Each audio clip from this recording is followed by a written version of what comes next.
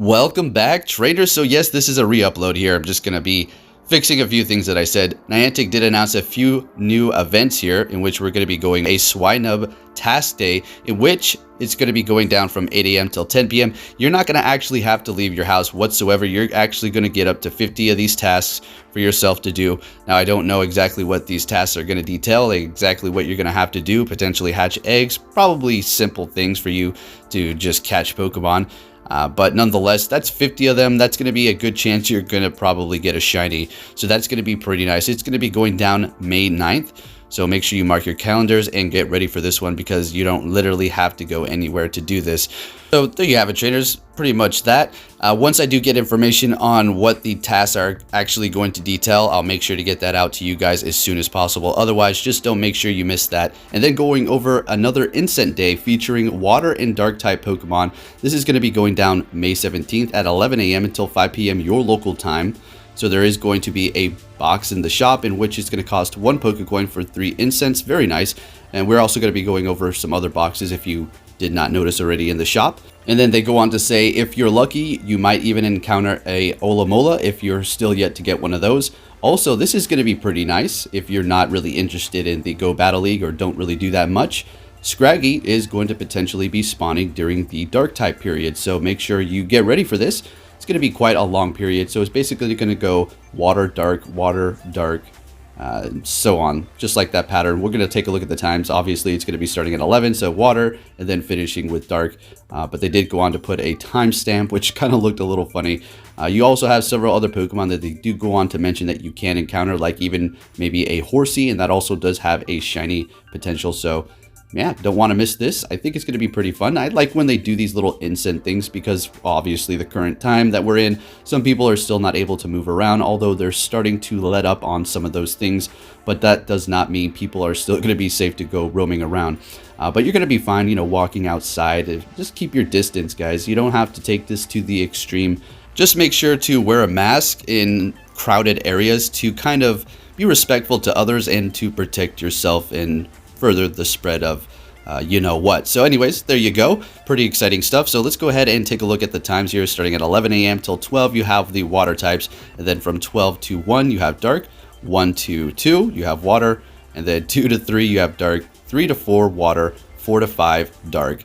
And this is going to be a good time as well to take advantage of potentially trying to get yourself a good IV shiny Sableye, or at least a shiny and potentially lucky trade it with a friend, because it is going to cost a lot to completely max it out, and it will be great in the Great League, so you may want to take advantage of that, as well as Scraggy. So taking a look at Snubbull's 100% IV, that is going to be coming out of those tasks, that is going to be 530, so make sure you keep that in mind because, well, you're going to have 50 of those to potentially stack up. Now let's go ahead and take a look at Granville in PvP. It's not going to be so great in the Great League, I think. Nonetheless, the best one, number one that you can get is going to be 0-15-15. Obviously, you can't get that from a research task, so you're going to have to trade with somebody at a lower friendship if you were trying to get it that low. But where it is going to shine is going to be Great League, ranked at 58.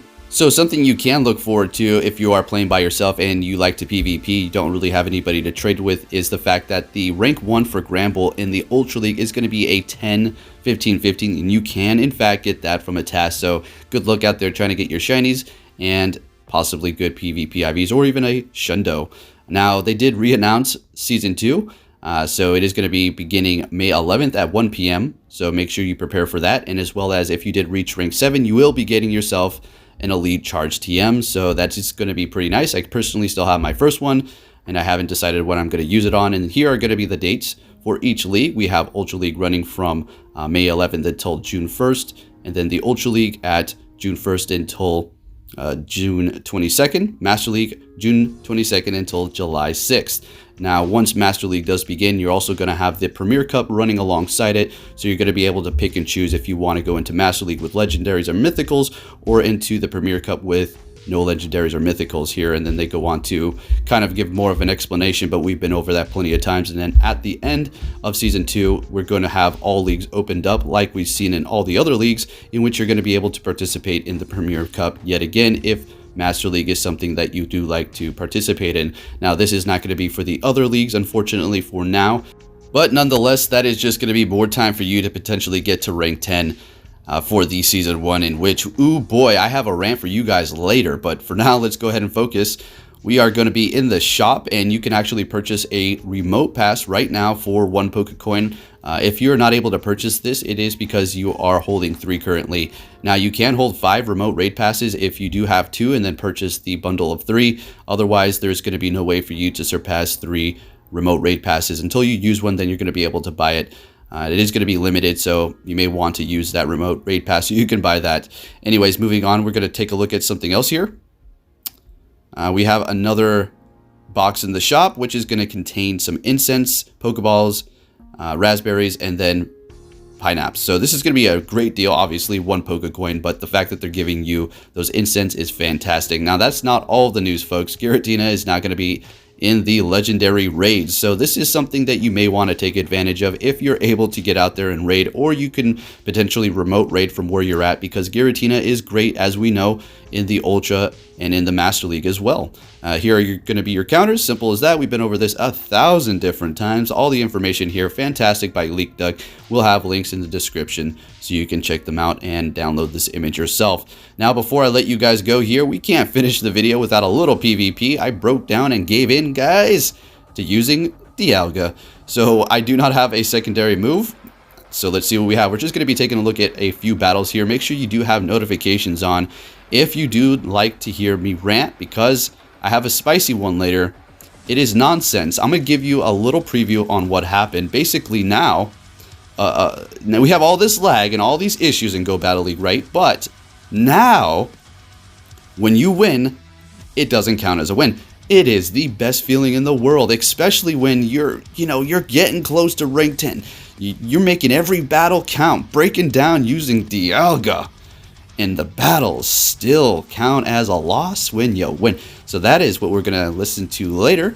Already ranting, having the rant flow into this video. Anyways, going in with the Garchomp here, we have 2 shields up against this rank 10. I mean, we're trying to get there, but the game is literally holding us back, but sure does not have a problem putting us up against them.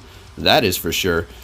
So anyways, we're looking pretty good. We're going to be shielding up this Surf here and building up a little bit of energy and going for another Outrage. This is definitely going to KO if they do not shield it up. They decide to block. We have a bunch of energy. What do I decide to do? I don't know if we can farm down at this point. I think, man, all right, we're getting close. I don't know if this was the best idea, but let's see how this does work out. I think we're going to be okay. They have that Melmetal in the back. We're going to be able to go with Earthquake, and this is game for us here. Very close one. It's a good thing Garchomp does heavily resist electric type moves. Moving it on to the next battle and the last one before I let you guys go here. And then I'm going to get to editing my next video right away. We're going to be switching out of that Dialga with that Melmetal out there into our Kyogre to absorb whatever they're going to throw at us here. Kyogre, wow. We do currently have Blizzard, but I'm contemplating bringing it to, or putting it to Thunder. I had it at Thunder, switched it back to Blizzard, might go back to Thunder.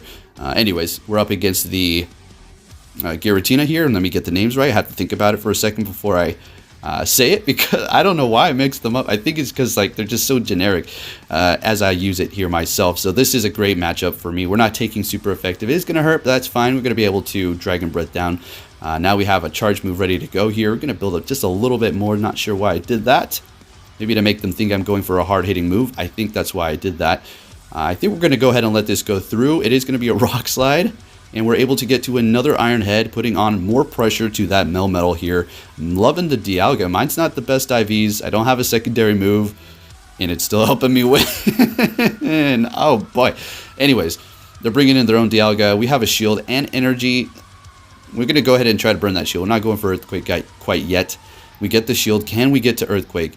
We're going to be able to shield this up. Man, this is going to be a close one here. Looks like that Dialga is at a best buddy 100% IV, I do believe. We're going to go ahead and go for Outrage. This should KO most. All right. Getting a little bit more energy here. They have that Melmetal in the back, right? Taking a little long to bring it out. There it is. And we're just going to go ahead and go with Outrage because, well, we don't need to go for a full Earthquake. It is already going to be defeated. Thank you for watching, trainers. Give this video a thumbs up, and I'll be catching you all next time. Take care.